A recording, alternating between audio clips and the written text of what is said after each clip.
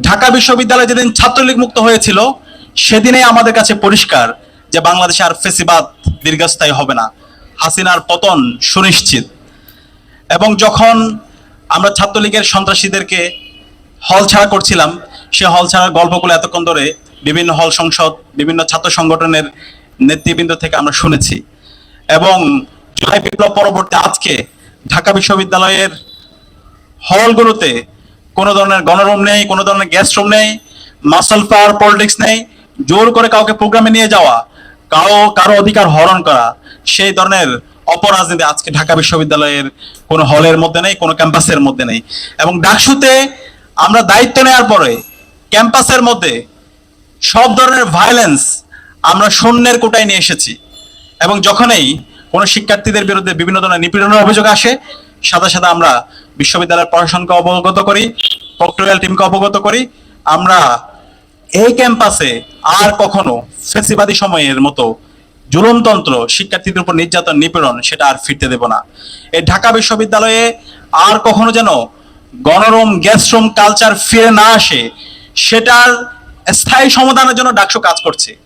আমরা দায়িত্ব নেওয়ার পর থেকে বিশ্ববিদ্যালয়ের দীর্ঘদিন ধরে 104 বছর ধরে যে আবাসন সংকটকে কৃত্রিমভাবে তৈরি করে রাখা হয়েছে, এবং এই আবাসন সংকট তৈরি করার মাধ্যমে ছাত্র সংগঠনগুলো তারা যেভাবে ফেসিবাদী আমলে ছাত্রলীগ এবং এর আগেও বিভিন্ন ক্ষমতাসীন সংগঠন শিক্ষার্থীদেরকে দাসের মতো করে ব্যবহার করেছে, সেটা যেন আর কখনো ফিরে না আসে, সেজন্য আমরা আবাসন সংকট চিরতরে দূর করতে চাই। এবং এটার জন্য আপনারা জানেন বিশ্ববিদ্যালয়ের 2841 কোটি টাকার একটা অধিকতর উন্নয়ন প্রকল্প আছে।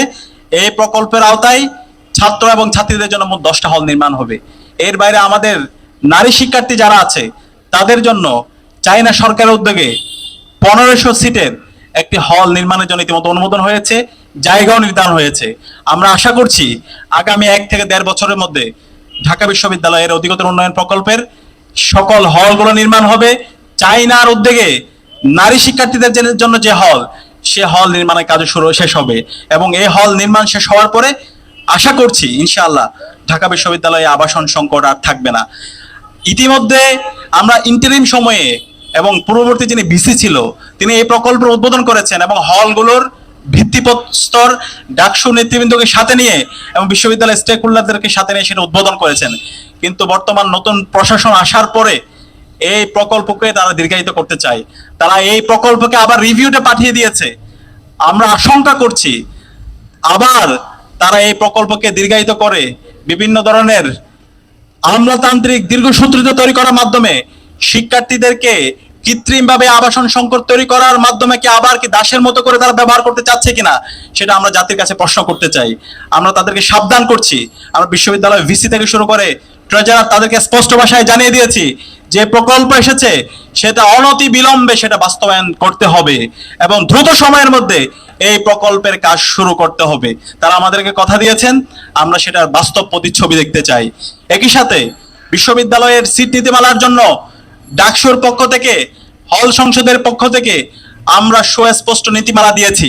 আমরা বিগত ফেসিবাদী আমলে দেখতে পেয়েছি ছাত্রলীগের এই সন্ত্রাসীরা বছরের পর বছর জুড়ে 1 যুগ ধরে তারা হলের মধ্যে অবস্থান করত। তাদের মাস্টার শেষ হওয়ার পরও তারা 10 বছর ধরে হলে অবস্থান করত।